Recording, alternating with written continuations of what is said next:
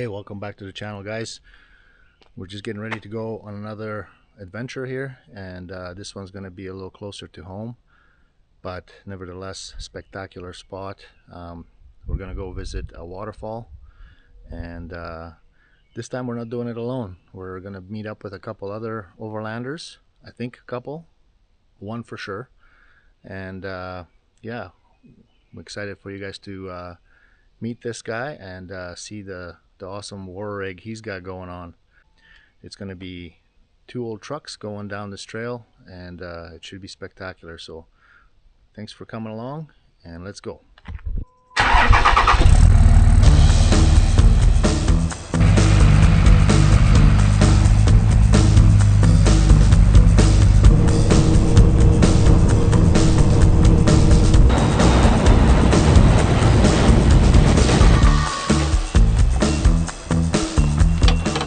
Last fuel stop, and then we're hitting gravel for a couple of days.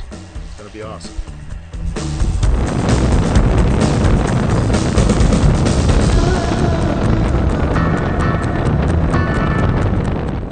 Well, we're finally on gravel, which is our favorite place to be, and we're just following a pin that I'm almost hitting a deer. Wow, that was a close one. Anyways, we gotta get to this pin. So no more distractions. That's where we're camping. That's where we're meeting in person. That you guys will probably meet tomorrow, so we can do this trail to the waterfall.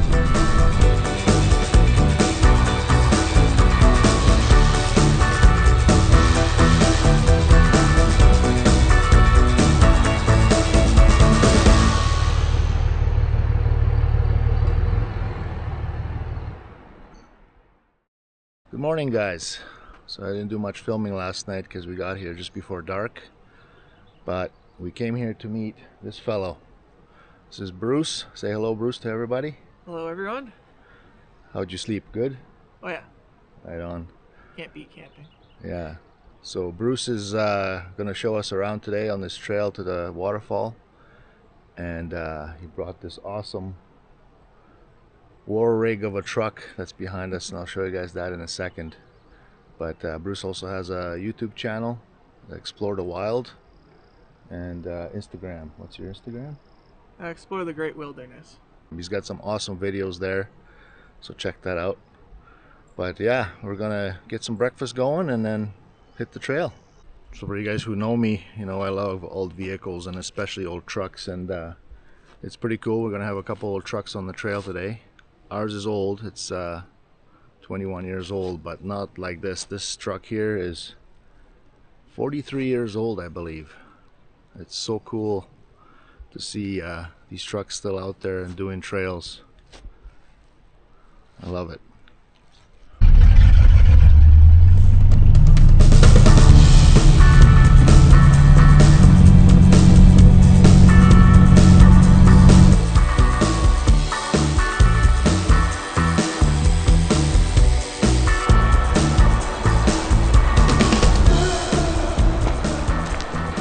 Well, we arrived at the trailhead here, and we're going to scope out this water crossing, this first one, because sometimes it can get really deep, but it looks very good today, so I don't think it's going to be any issue. But yeah, this is the official start of the trail to the waterfall, so we're excited to get going.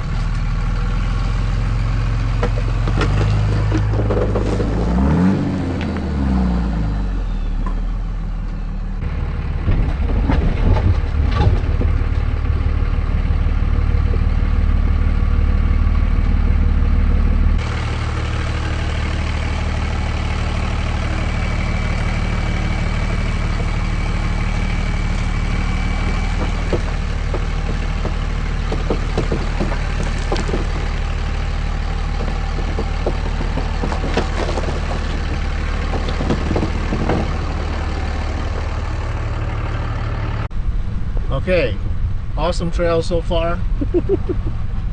Tried one obstacle that I took wrong. It's a learning experience, and I got hung up high centered a little bit. Should have took more of an angle on it, but still a lot of fun. Didn't really do any damage that I can see, so all good. Really enjoying this trail.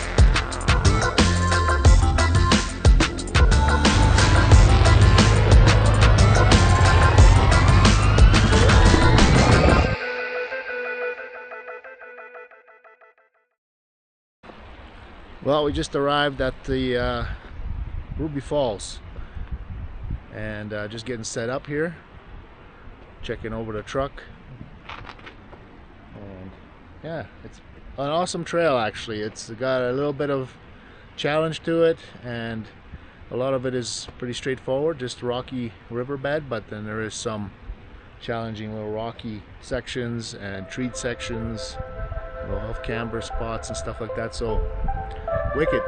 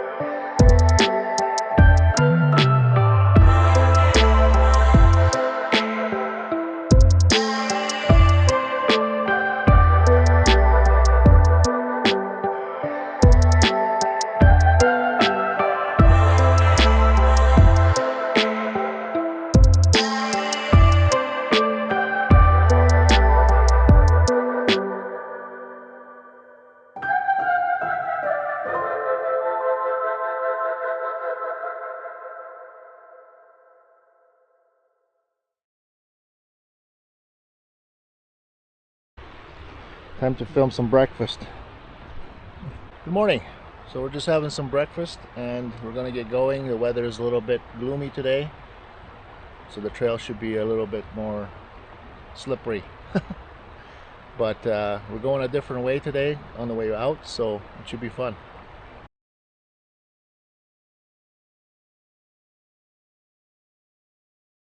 Uh, 1982 Chev K20, so 3/4 ton four-wheel drive pickup. It's got a 350 under the hood, 4-speed with the granny low, on the floor shift. Nothing fancy driveline wise, that's pretty well stock. 35 12.5 16s. Mickey Thompson's on 16x10 American Racing wheels. Of course, had to go with chrome lug nuts just to offset the black. Yeah. True dual exhaust, pretty well stock other than cherry bombs. 4-person enthuse tent, rooftop tent. It's not really on the roof, but you know, a couple aftermarket gauges inside. We got 2 Speed Demon pods, which are really, really bright. Fully custom 1/4-inch plate bumper with tube. Smitty built XRC 12,000 pound winch. I believe this is their competition series. I think there's a different version of it. Speed Demon LED lights. Of course, you gotta have the roof visor. Of course. Gotta keep air correct. Yeah. Of course, modern technology. We don't use CBs anymore, so I had to retrofit a dual whip setup for the UHF radio, which seems to work. I custom built Starlink mount with the Starlink Mini out of some plumbing, out of the plumbing section at Canadian Tire. Custom bars for the rooftop tent to keep it down.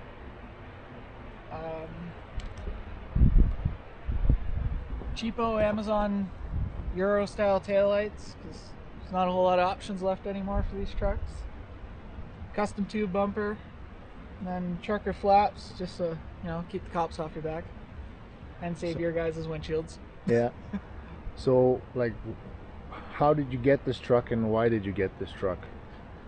So this truck was originally bought from with a farmer, so it spent most of its life on a farm, then got sold to another guy just an hour outside of where I live, and he used it as a hunting truck, hence the camo paint job. And then I bought it, and the original plan was going to restore it and just daily it. I wasn't really going to use it off-road. And then things kind of converged, and I slowly started putting stuff on, and then I decided it's going to be, I guess you could call it an overland style vehicle where it could do a little bit of everything. And now it's just slowly taking shape into what it is. It's not completely done, but it's 80% of the way there. Yeah. It's a pretty cool truck, especially like somebody like me, like older guys and stuff like that. Like I remember these rolling around when I was a kid and brand new. So, like when I did my BC trip, man. The amount of people that literally pulled over and stopped and asked about the truck. Yeah. So like it took me forever to get through it anyway, because people, or they'd be driving down the highway and they give you the good thumbs up. Yeah. I was like, this is awesome. Everyone appreciates the love of the old square bodies. Yeah. You don't even have to be a Chevy guy to love them. Yeah. Well, this truck compared to new trucks, believe me, this thing's not the most comfortable truck to drive in.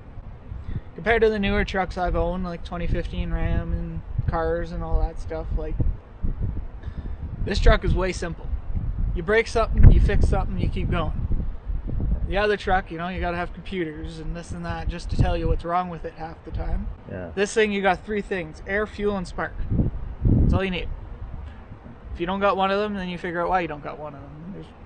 I think in this entire truck, there's probably like 16 wires, and most of them run the gauges and lights. There's zero, you don't need anything to run the engine. Yeah. The engine itself, all you need is a way to start it, which it being manual, you can bump start it, and it will run. That's awesome. As long as the alternator works and it runs the coil, you're good. Simplicity is a good thing sometimes. Yep. Well, we got the campo broke down and ready to go.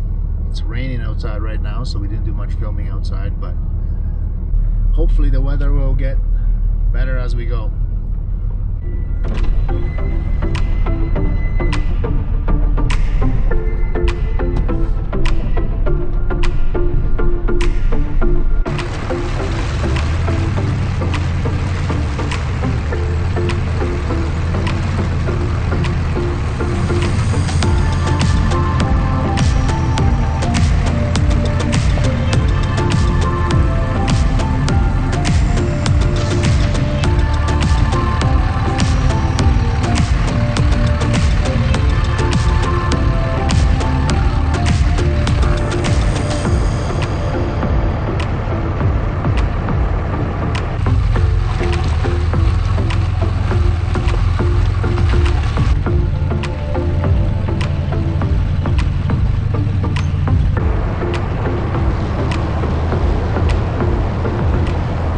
Anne has a stressful job right now. She's flying the drone in the trees.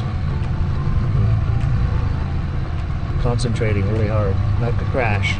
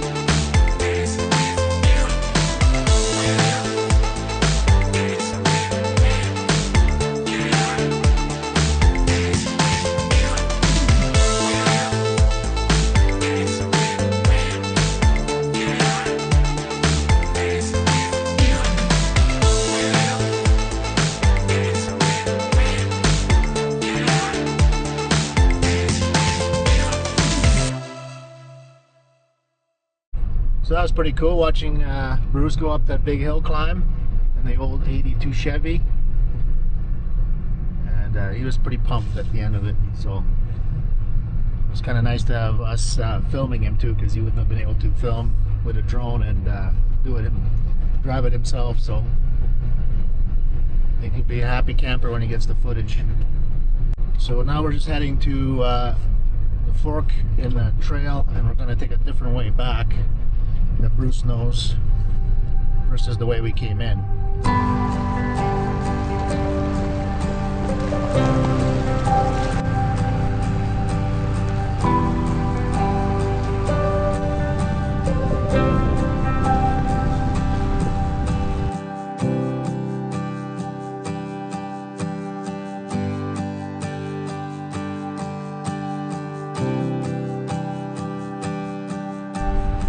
Now this is a really cool part of the trail. I can't remember ever seeing it on anybody else's videos. You know, I always see the other part, but never this. Yeah, like I said, I don't think most people even know this exists.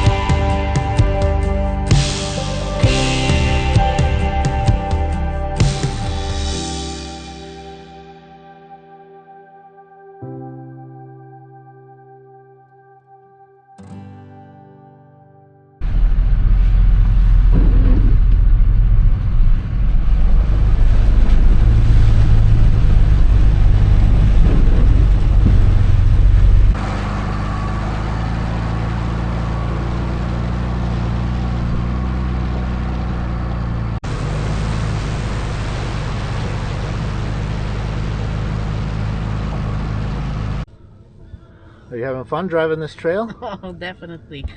This is like what we're out for. Awesome.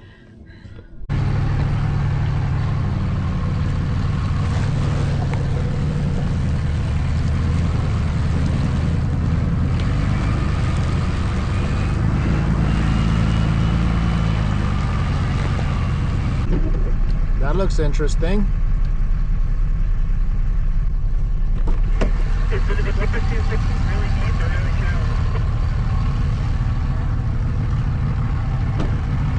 Doesn't look like there's a good side. Looks like maybe everybody was going around there because this was deep at the first place. But now maybe that side's so worn that this is shallower.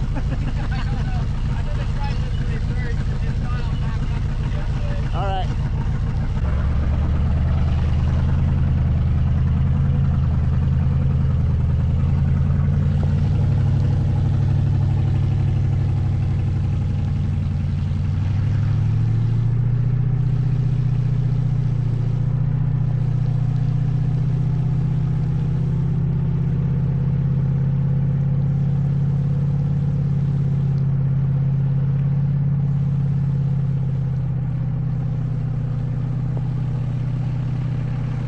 Our turn.